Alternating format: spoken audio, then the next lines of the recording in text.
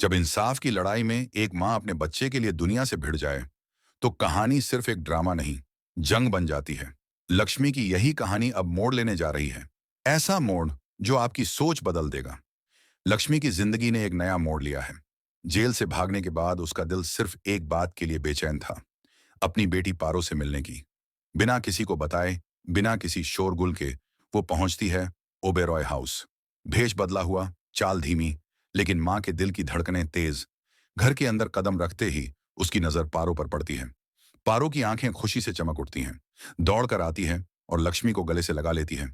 मम्मा! पारो खुशी से चिल्लाती है। आपको देख के तो मेरी सारी थकान ही उतर गई। लेकिन पारो को समझ नहीं आता कि लक्ष्मी ने दादी जैसा रूप क्यों अपनाया हुआ है।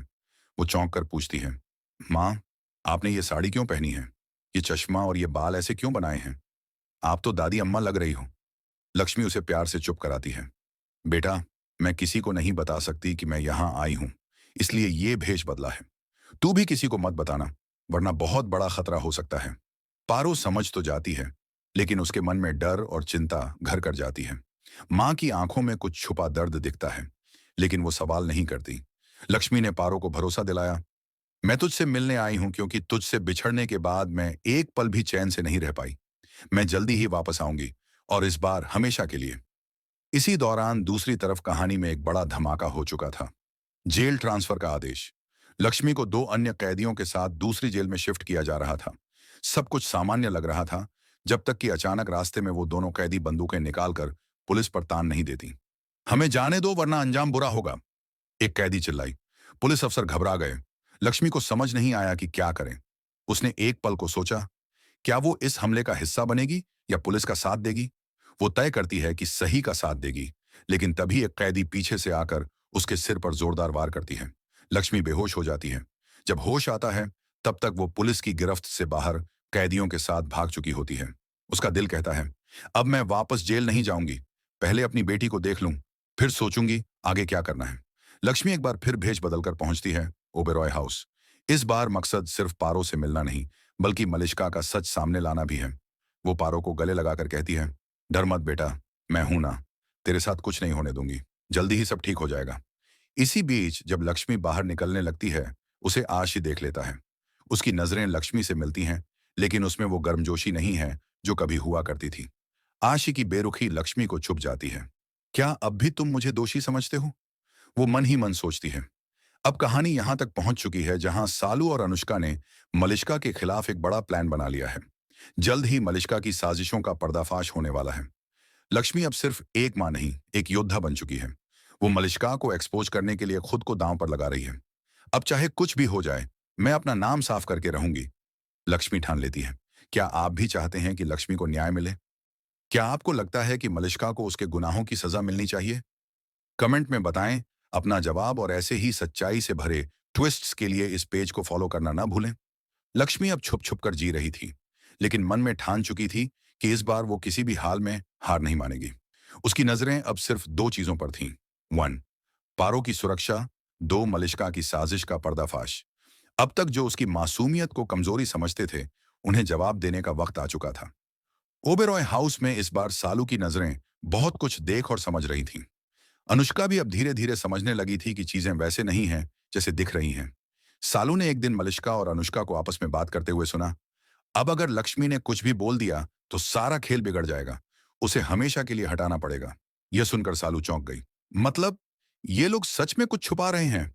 उसे अब पूरा यकीन हो गया कि लक्ष्मी के खिलाफ जो भी हुआ, उसके पीछे किसी और का हाथ है, और सबसे ज्यादा शक मलिष्का पर जा रहा था। एक शाम जब लक्ष्मी छिपते छिपाते बाहर जा रही थी, उसे आरशी से फिर सामना हो गया। आरशी ने उसे देखकर कहा, तुम यहां क्या कर रही हो? तुम्हें तो जेल में होना चाहिए था। लक्ष्मी की आंखें भर आईं। अर्शी, क्या तुम अब भी मुझे गुनहगार मानते हो? ऋषि ने जवाब नहीं दिया, लेकिन उसकी खामोशी बहुत कुछ कह गई। वो अब भी भरोसा नहीं कर पा रहा था।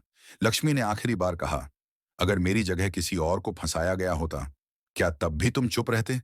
ऋषि कुछ नहीं बोला। लक्ष्मी वहां से चली गई, लेकिन उसका दिल अब और मजबूत हो चुका था। अब सालू ने चुपचाप अनुष्का से दोस्ती बढ़ानी शुरू कर दी। उसे पता था कि अगर सच्चाई तक पहुंचना है तो अनुष्का के रास्ते से जाना होगा। अनुष्का, तुम बहुत बदल गई हो, पहले जैसी नहीं रही। सब ठीक है? अनुष्का ने थोड़ी झिझक के बाद कहा। कुछ बातें होती हैं जो कह नहीं सकते। सालू ने झांसा देते हुए कहा, मैं हूं ना, तुम मुझसे कह सकती हो। हम दोनों को भी तो शक है ना लक्ष्मी पर। अनुष्का थोड़ी ढीली पड़ी और धीरे धीरे उसने इशारों में बता दिया कि कुछ बहुत बड़ा छुपा हुआ है, लेकिन वो खुद भी डर रही है। अब सालू को यकीन हो गया, मलिष्का के प्लान का पर्दाफाश जरूरी है। लक्ष्मी अब ओबेरॉय हाउस के आसपास एक किराए के कमरे में रह रही थी। दिन में वो पारो से मिलती, रात को प्लान बनाती। उसका मकसद साफ था, मलिष्का को सबके सामने बेनकाब करना। उसने कोर्ट के पुराने रिकॉर्ड्स खंगालने शुरू कर दिए। उसे यकीन था कि कोई ना कोई गड़बड़ जरूर हुई है। इसी दौरान उसे पता चला कि जिस वक्त क्राइम हुआ था उस जगह मलिष्का भी मौजूद थी, लेकिन इस बात का जिक्र कहीं नहीं था।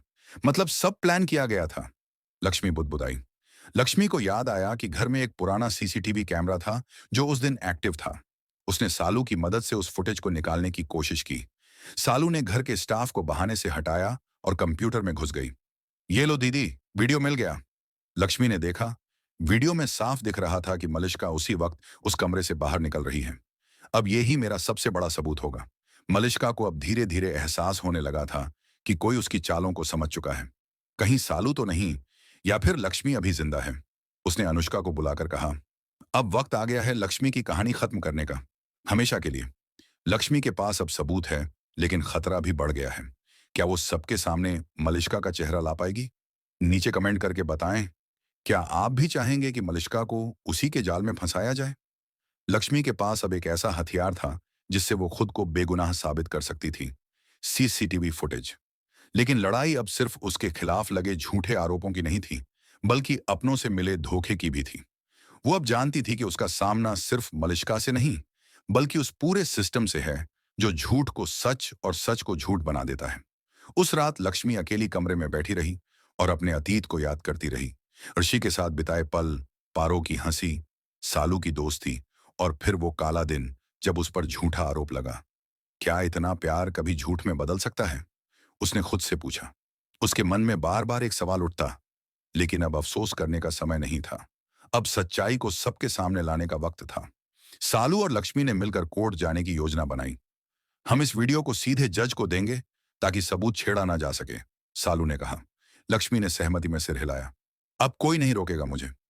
लेकिन जैसे ही वे कोर्ट जाने वाले थे, एक हादसा हो गया। जब लक्ष्मी सुबह उठी तो देखा कि उसका लैपटॉप चोरी हो गया है। दरवाजा अंदर से बंद था, खिड़की भी। मतलब कोई अपना ही था जिसने ये किया। मलिष्का को पता चल गया है, सालू ने कहा। अब उनके पास सिर्फ एक ही रास्ता बचा था। लक्ष्मी ने उन लोगों से संपर्क करना शुरू किया जो उस दिन घटनास्थल पर मौजूद थे। एक वॉचमैन, एक काम वाली और एक पड़ोसी जो अक्सर कुछ भी नहीं बोलता था।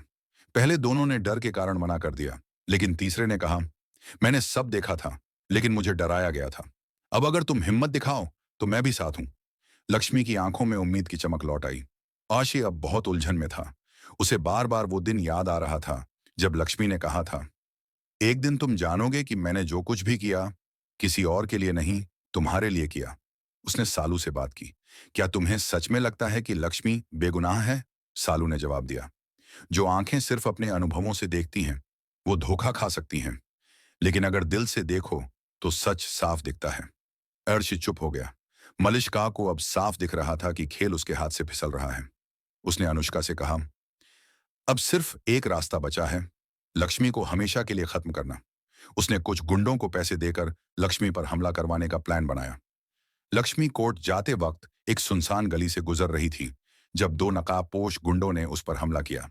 लेकिन उसी वक्त सालू वहां पहुंची और चिल्लाई, हट जाओ उससे, उसे हाथ भी लगाया तो अच्छा नहीं होगा। एक गुंडा उसे धक्का देने वाला था कि सालू ने पास पड़ी लकड़ी उठाकर उसे मार गिराया। दूसरे ने भागने में ही भलाई समझी। लक्ष्मी ने सालू को गले लगाया। अगर तू ना होती तो शायद आज मैं। सालू ने मुस्कुराकर कहा, अब ये लड़ाई सिर्फ तुम्हारी नहीं, हमारी है। अगले दिन कोर्ट में सब कुछ बदल गया। वह चश्मदीद गवाह जो अब तक चुप था सामने आया और बोला, मैंने उस दिन सब देखा था। लक्ष्मी ने कुछ गलत नहीं किया। असली दोषी कोई और है, और वो मलिष्का थी। पूरा कोर्ट सन्न रह गया। आशी उस दिन कोर्ट में मौजूद था। जैसे ही उसने गवाह की बात सुनी, उसे अपने सारे फैसले झूठे लगने लगे। उसने धीरे से बुदबुदाया, मैंने उसे कभी समझा ही नहीं।